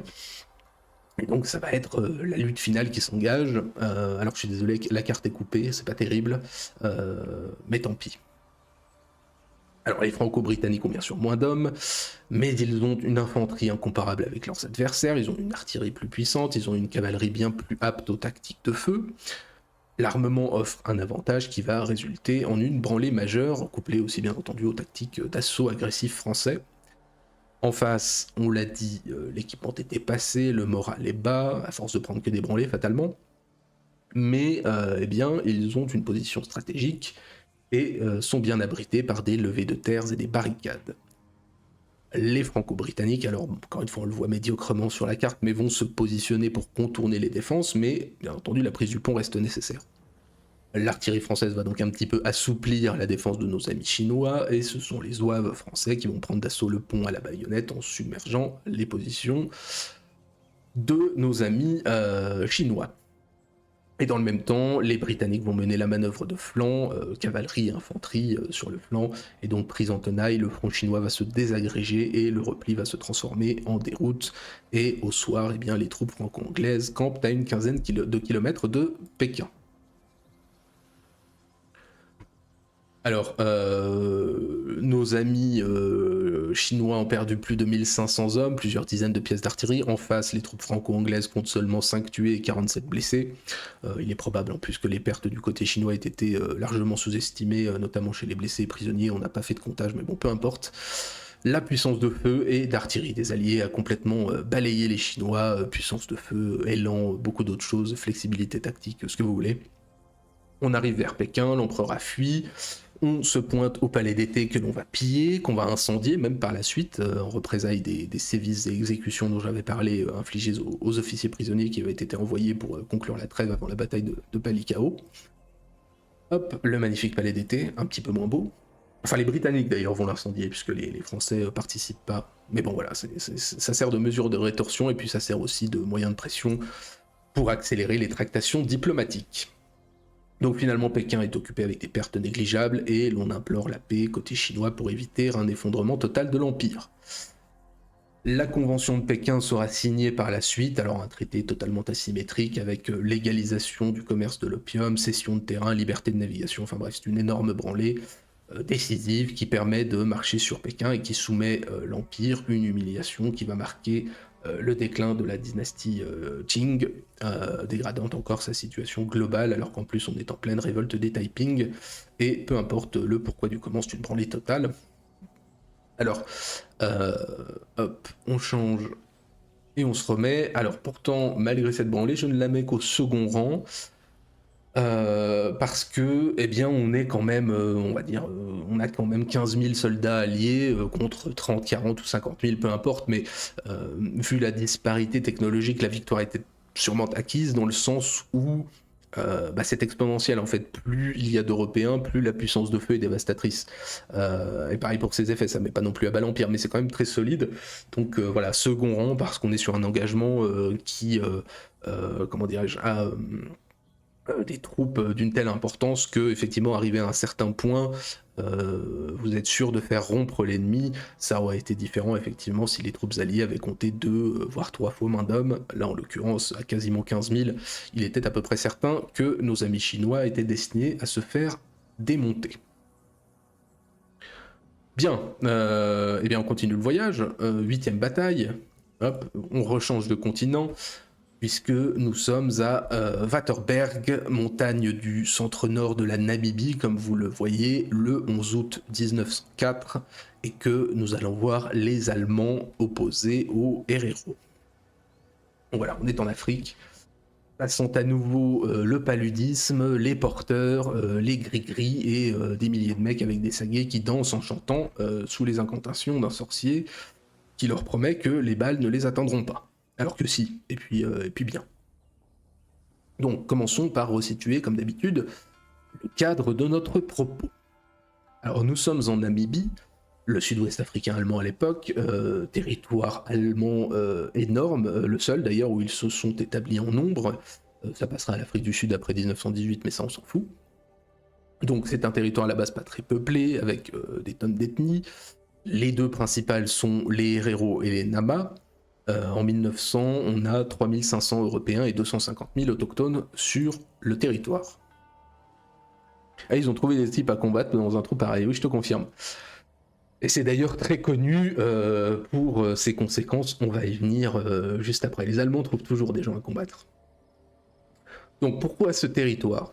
Eh ben, à la base, on y a eu des missionnaires prussiens, et dans le même temps, eh ben, les Anglais renoncent à s'étendre jusque-là, ce qui est absolument sans intérêt pour eux. Il faut savoir qu'il y a une grande partie du pays qui est désertique. En 1883, on a un commis d'une société germanique qui va acquérir auprès des locaux plusieurs milliers de kilomètres carrés de terre, et on a un début de colonisation à titre privé, ce que les Allemands avaient déjà fait d'ailleurs, je crois qu'on en avait parlé l'année dernière. Le territoire va continuer de s'étendre, va fixer sa capitale à Windhoek, et on a très vite un consul général qui s'y trouve. Pour l'anecdote, le second sera Heinrich Göring, le père d'eux. Mais l'Empire ne s'en mêle toujours pas, il surveille. Le problème, c'est que les autochtones vont semer la terreur dans le pays, et que eh bien, le statut privé de la colonie ne permet absolument pas de la pacifier par manque de fonds, et donc, sous pression de la société coloniale, le Reich va envoyer quelques centaines d'hommes, et ça va se calmer pour un temps. Ça se calme jusqu'au soulèvement des Herero début 1904. Alors, Herero que j'ai trouvé en photo, malheureusement j'ai pas trouvé de photo d'Herero en liberté, voilà, donc vous aurez des Herero enchaînés, et avec Arlenus sur le côté droit qui les surveille. Enfin a priori, ou son père, ou son grand-père, je sais pas, peu importe, en tout cas un type qui lui ressemble. Donc la raison est simple de ce soulèvement, c'est que les Herero se retrouvent de plus en plus expropriés de leurs terres par les acquisitions de la société coloniale allemande. Il y a en plus de ça une épidémie de peste bovine qui ravage leurs troupeaux, et en plus, bien sûr, la tension raciale inhérente à tout régime colonial foncièrement inégal, bien sûr. Hein, comme tous les régimes en fait, hein, si c'est pas la couleur en Afrique, ce sera la richesse chez nous, ou la religion dans les terres d'islam, peu importe, il y a toujours une bonne raison de discriminer. Ça va commencer par des massacres de fermes isolées et d'installations allemandes, auxquelles ces derniers sont en trop petit nombre pour résister, mais on improvise pour maintenir l'essentiel. On envoie quelques renforts qui vont échouer à stabiliser la situation parce qu'on envoie 500 hommes qui doivent sécuriser un territoire qui est plus ou moins grand comme la Bavière.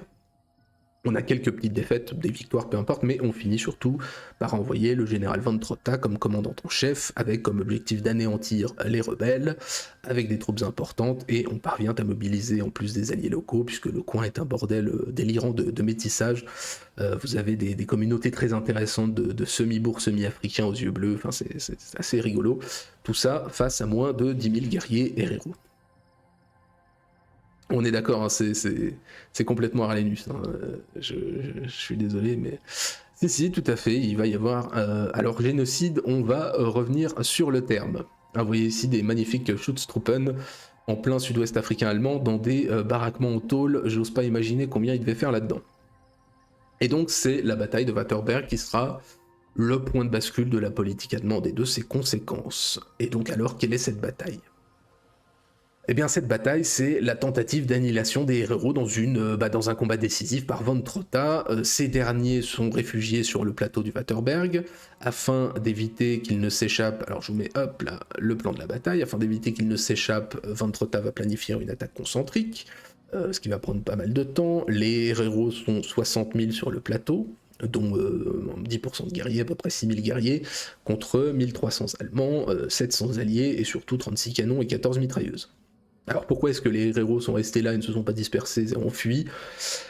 On sait pas. Et je sais pas non plus.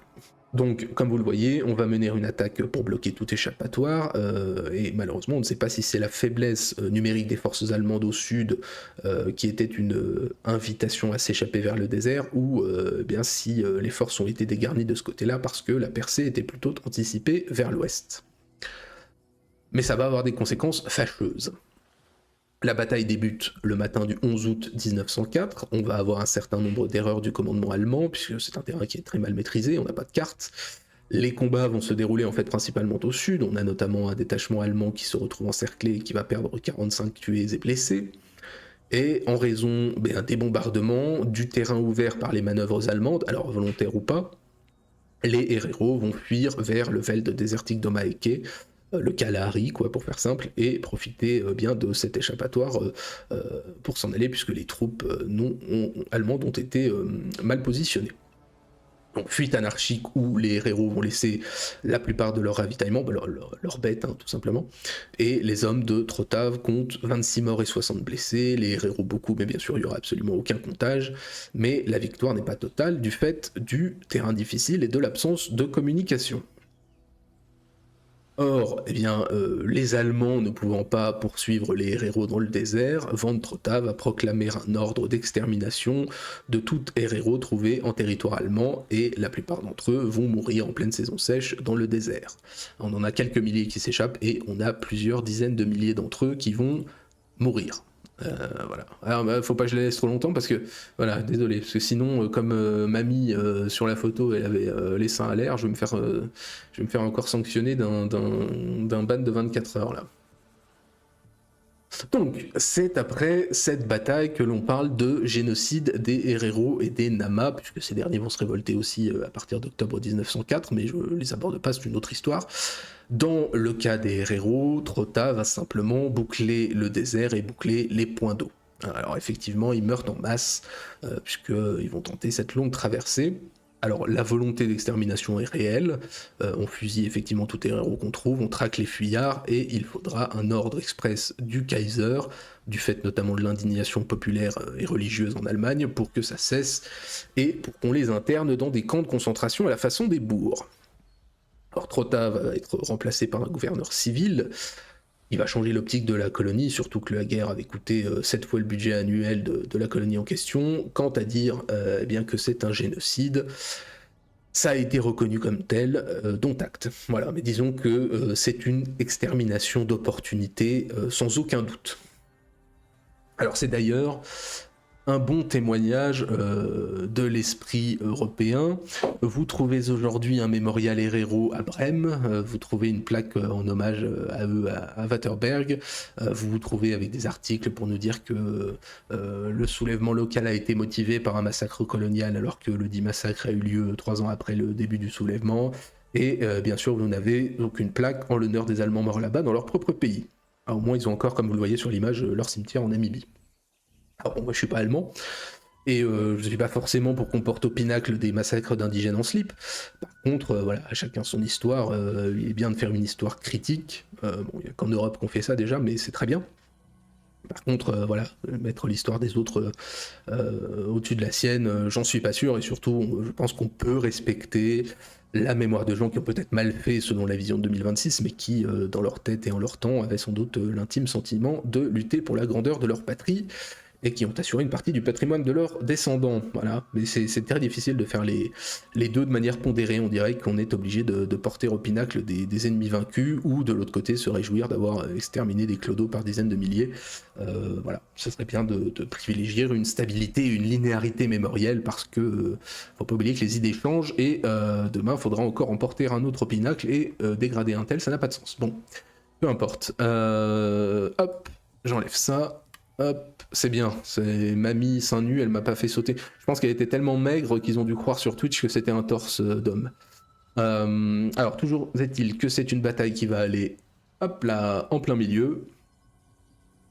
C'est pas vraiment une victoire, enfin, c'est pas une victoire absolue, les objectifs n'ont pas été remplis, et ça a conduit à une extermination du fait des circonstances, mais force est de constater quand même que ça règle le problème indigène, puisque les héréros vont passer de 80 000 en 1904 à 15 000 en 1911. J'ai envie de vous dire, plus de héréros, plus de problème. Et puis après, les voies pour y arriver, voilà. Ouais, ça devient habituel sur la chaîne, les autochtones dégueulasses, ouais, je suis désolé, je suis désolé. Faudrait quand même effectivement leur dire à l'époque de cacher ce sein que je ne saurais voir. Ah, je suis désolé, Idargus. Absolument désolé de ce que je t'ai infligé une fois de plus. Mais ça n'a pas été très long, donc t'as pas trop eu le temps de voir. Après, pour ceux qui veulent, ils mettront pause sur la vidéo et ils se délecteront des torses maigrichons de nos amis héros après leur traversée du désert. Bien, continuons le voyage, arrivons aux Philippines, puisque nous allons parler de la bataille de Bayang. Alors j'allais dire c'est près de Malabang, mais j'ai envie de dire, à part pour les joueurs de GeoGuessr, ça n'évoquera pas grand chose. Nous sommes sur l'île de Mindanao, aux Philippines, le 2 mai 1902, et la bataille va opposer les Américains aux Moros. Alors, j'ai choisi de parler d'une bataille dans un cadre global que l'on va évoquer dans une vidéo historique plus tard dans l'année, mais qui, au particulier ici, ne sera pas l'objet principal du dit propos. Alors pourquoi ? Eh bien parce que l'on est aux Philippines, que quelque part ça fait partie du temps de la conquête américaine, mais l'on n'est plus dans la guerre américaine aux Philippines en tant que telle, du point de vue de l'historiographie classique. Bon, le conflit s'arrête officiellement en juillet 1902, donc on y est encore, mais clairement les deux sont déconnectés. On est dans ce que l'on appelle la rébellion Moro sur l'île de Mindanao. Vous avez ici des Moros, mais eux au moins ont la décence de mettre des habits. Alors pour faire simple, les Moros, les Morts, quoi, ce sont plusieurs groupes ethnolinguistiques répartis entre quelques îles, et qui vont passer leur temps à se battre contre tous ceux qui viennent, espagnols, américains, japonais, l'état fédéral philippin, enfin bref, des casse-couilles djihadistes, hein, parce que oui, ce sont des musulmans sur l'île. Alors à la base, ils s'entendent plutôt bien avec les Américains, mais les relations vont se détériorer brutalement à la fin de la guerre, parce qu'après tout, les Américains sont des chrétiens, donc ça va pas. Ils vont commencer à tendre des petites embuscades et attaquer les Américains par le biais de ce qu'on appelle les juramentados, c'est-à-dire plus ou moins des djihadistes suicidaires qui attaquent à l'improviste un soldat ou une patrouille pour se faire démonter derrière. Alors vous voyez à l'écran une représentation du temps des juramentados. Vous avez une différence quand même entre comment on les représentait et la gueule qu'ils ont vraiment. Ici, on dirait plus ou moins un papou. C'est pas tellement le cas, mais peu importe. Et d'ailleurs, pour l'anecdote, c'est sous l'influence de ces derniers qu'on va envoyer en masse du calibre 45 et de la chevrotine dans l'armée américaine pour pouvoir arrêter une charge improvisée de ces types-là, d'où l'utilisation de ces armes après, en 1914 notamment. Hein, on les répand en masse dans l'armée américaine pour leur pouvoir d'arrêt. Ça va les stopper, et le fait aussi d'envelopper le défunt djihadiste dans de la peau de porc et de lui fourrer la bouche de viande de porc ou de le décapiter et de fourrer sa tête dans une carcasse de porc. Ça va réduire très vite le nombre de candidats au martyr. Ça a été une politique réelle des Américains et ça a été, faut le dire, d'une efficacité folle. Bref. Il y a un certain nombre d'incompréhensions politiques, la volonté de sauvegarder leur souveraineté pour un certain nombre d'atouts, des souverains locaux, le pognon et le prestige qui va avec, mais c'est le facteur religieux qui joue à plein, qui est d'ailleurs encore une fois débile côté moraux, puisque les Américains n'ont absolument rien à branler de les convertir au christianisme, et ce sont donc les premières batailles qui interviennent très vite, la première étant celle dont nous allons parler, qui est assez significative de ce qui s'annonce. Alors, quid de cette bataille en elle-même ? On est donc au tout début des problèmes, et le colonel Baldwin, qui est un mec qui ne rigole pas, qui a reçu la Medal of Honor 2 fois, décide de mener une expédition punitive après plusieurs meurtres de soldats par les Moros. Alors j'ai pas parlé non plus d'ailleurs, je l'ai mis en image. Tac. Intéressante l'idée, hein, t'as vu, mais ça fonctionne très bien d'ailleurs, hein. C'est avéré, voilà, vous pouvez regarder, c'est quelque chose qui s'est fait et qui a eu un certain effet bénéfique sur les candidats au martyr. Et donc j'ai pas parlé de leur accoutrement à la guerre, mais les Moros ont hérité des guerres coloniales espagnoles, la tendance à s'habiller en conquistadors, ce qui donne un effet toujours rigolo en 1900. Donc le colonel en question va prendre 1200 hommes, quelques canons, et va décider d'attaquer deux forts en contrepartie de ces attentats, forts défendus par 600 guerriers, et ils commencent leur marche fin avril 1902. Alors ils se retrouvent dans le terrain dégueulasse habituel du coin entre jungle et paludisme, et au bout de 17 jours de marche, ils arrivent à 3 km de Bayang le 1er mai et envoient un ultimatum au sultan pour la reddition.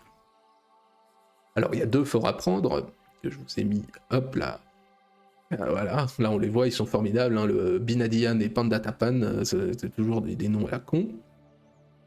À midi le 2, l'attaque va être lancée contre le premier fort, Binadian, qui est pris après une petite heure de combat, un seul mort américain, puisqu'en fait le sultan s'est barré avec la plupart de ses hommes à Pandapatan. Et le second fort est encerclé vers 16h, il est entouré de pièges, de tranchées profondes, les Américains vont lancer un assaut mais ils n'ont pas d'échelle, les Moros contre-attaquent, on a des combats au corps à corps devant les murs jusqu'à la tombée de la nuit, avant que les Américains ne se retirent et que les canons ne le bombardent toute la nuit durant. Le brouillard va se dissiper le lendemain matin, le fort est constellé de drapeaux blancs, les Américains vont s'approcher et sont attaqués traîtreusement par le sultan de Bayang et ses hommes au corps à corps à nouveau. Sauf que ça va très mal se passer pour nos amis Moros. On va faire 80 prisonniers qui vont tenter de s'échapper ou pas, et à la fin, par magie américaine démocratique, ils ne seront plus que 9, les 71 autres se sont évaporés dans l'air, et le fort est détruit. Alors la bataille est très vite saluée comme une leçon aux Moros qui ont été écrasés, qui ont laissé entre 300 et 400 tués contre 18 morts et 42 blessés américains, mais en fait, tous sont conscients parmi nos braves soldats américains qu'ils étaient à 2 contre 1 et qu'on se retrouve en plus de ça aux Philippines avec une nouvelle guerre sur les bras. La bataille ne règle strictement rien, la rébellion Moro est censée s'achever en 1913, en fait elle ne s'achève jamais vraiment. Alors dans ce conflit de 10 ans, les pertes américaines sont plus que limitées, au global on a environ 2500 à 3000 hommes morts, dont une bonne moitié qui sont des supplétifs, donc sur 10 ans ça reste limité. Les Moros c'est un nombre inconnu mais qui est énorme, c'est complètement inquantifiable puisqu'on n'en tient pas le nombre bien entendu. Les Américains vont administrer directement la zone, vont supprimer l'esclavage qui existait encore bien entendu, La propriété privée est instaurée, on met en place plein de mesures sociales sur lesquelles on reviendra dans le cadre du conflit américano-philippin, et des campagnes annuelles qui se poursuivent, qui culminent en 1906 avec la bataille la plus connue, si on peut appeler ça une bataille, à Budajo en 1906, qui est plus ou moins le massacre d'absolument tous les Moros qui sont là, combattants et non combattants, de 0 à 100 ans, pas loin d'1 millier de personnes qu'on bute et qu'on met dans une fosse commune. Et je laisse la photo pas trop longtemps, parce que comme il y a un sein nu, maintenant, j'ai très peur. Malheureusement, c'est la dernière photo. Donc, hop, je suis obligé de faire ça. Voilà. Et le conflit ne se finira que sous le gouvernorat de Pershing, qui va installer des supplétifs philippins partout, qui va rétablir certaines coutumes, et la pacification paye, puisqu'on a un développement économique qui incite une partie des révoltés à vouloir se faire du pognon plutôt que le djihad. Et donc on aura une dernière bataille majeure, et finalement la plupart des Moros vont déposer les armes, et c'est un gouvernement civil qui reprend la main. Ceci étant, le conflit a été marquant pour les Américains, puisque la détermination de l'adversaire à se battre en se prenant perpétuellement des branlées les a marqués et les a conduits à un changement de politique. Néanmoins, hop, la bataille dont on parle va tout en bas, c'est de la merde. C'est une bataille merdique à tout point de vue, comment elle se passe, ses effets, il y aura encore 11 ans de guérilla derrière, et puis ça ne règle rien, puisque le conflit, alors qu'il est censé être fini avec l'État philippin depuis 2019, a fait des centaines de milliers de morts depuis son renouveau en 1968, ça ne s'est littéralement jamais arrêté. Bien. Eh bien, on va avoir un équilibre parfait du classement, j'avais pas prévu ça, mais c'est très bien, puisque nous allons à nouveau changer de continent, retourner dans le continent des mouches et des gros ventres, hop, puisque nous retournons en Afrique. Nous sommes à Omdurman, dans la banlieue de Khartoum, au Soudan, le 2 septembre 1898, bataille qui oppose les Anglais aux Mahdistes. Voilà, on finit en fanfare, on finit avec ce qui est, je pense, l'un des symboles global de l'épopée militaire coloniale, le mahdisme. Je pense que l'on en avait déjà parlé dans les désastres coloniaux avec le siège de Khartoum, mais peu importe. Alors donc, quel contexte ? Bien, l'Égypte prend possession du Soudan au début du 19e, et puis les Anglais s'en mêlent et font cesser le marché d'esclaves dans le coin, qui est la principale source de richesse des notables locaux.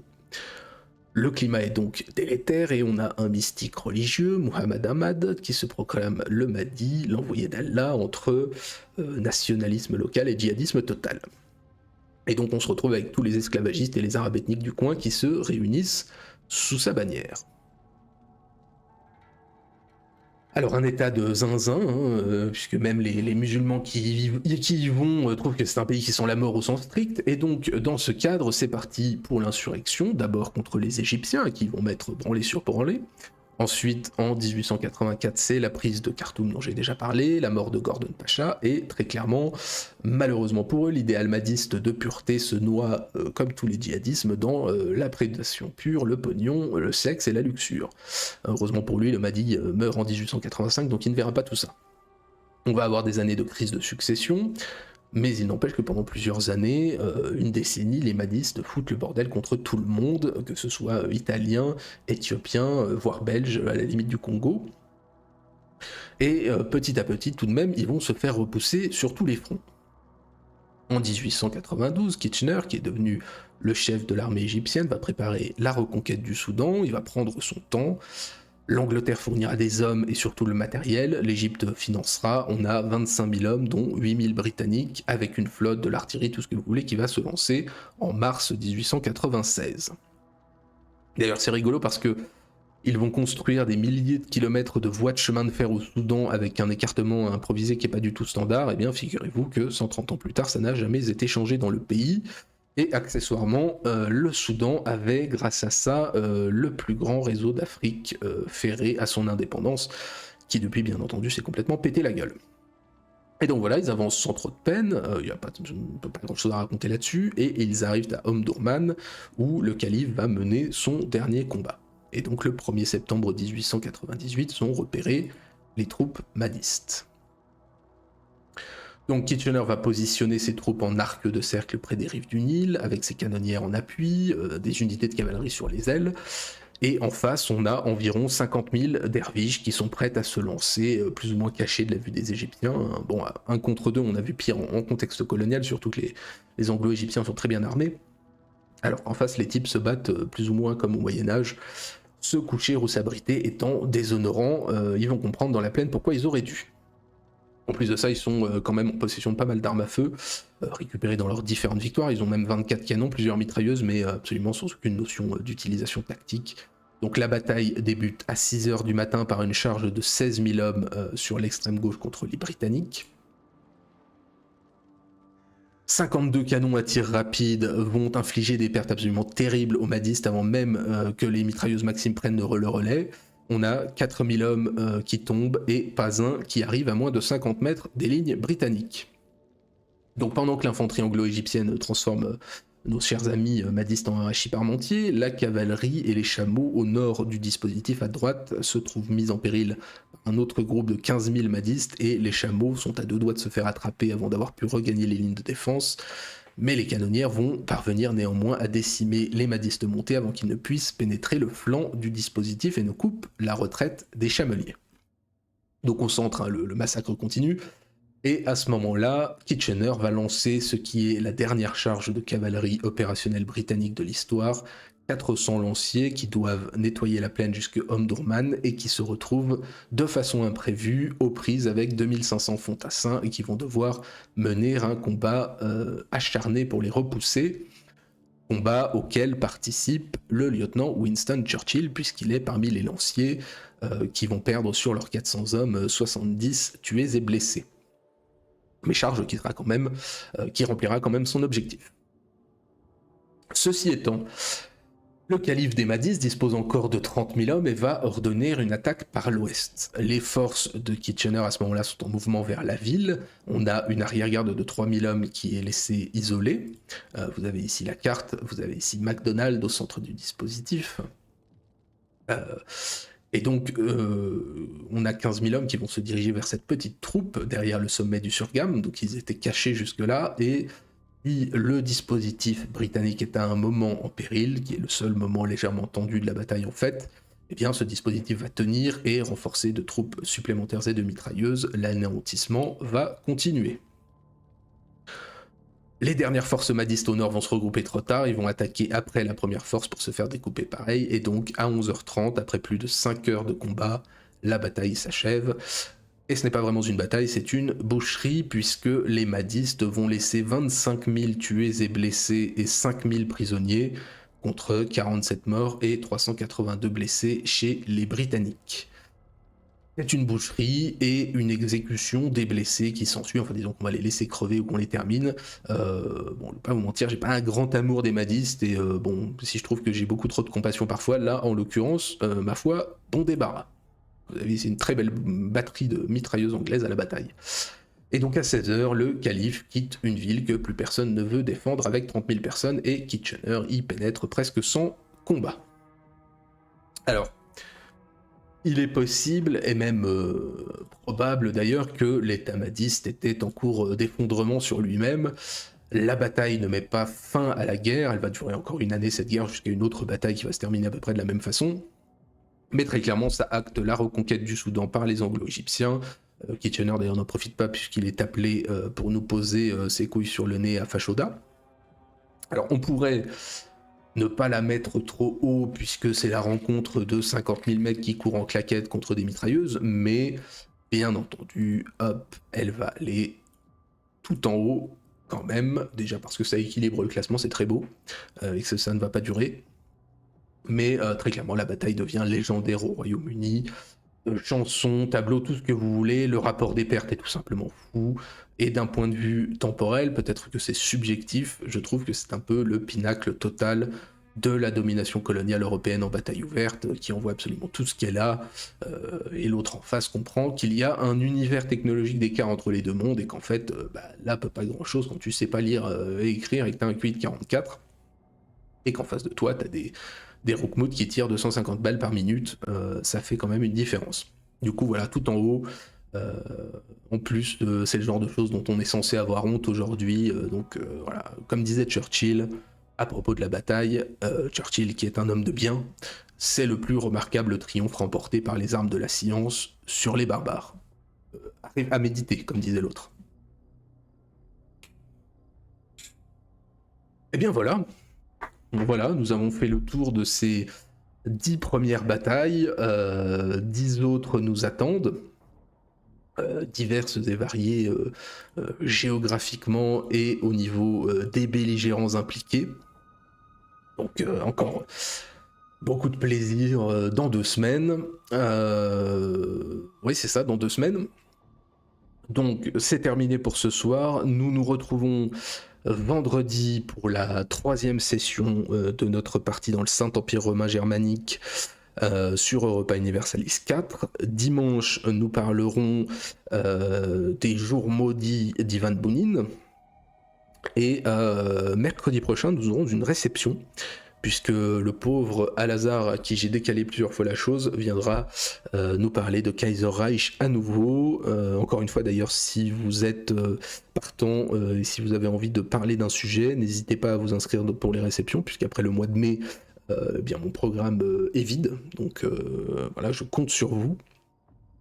Je vous implore de vous inscrire, sinon je vais me retrouver avec un programme vide, ce qui est terrible pour moi.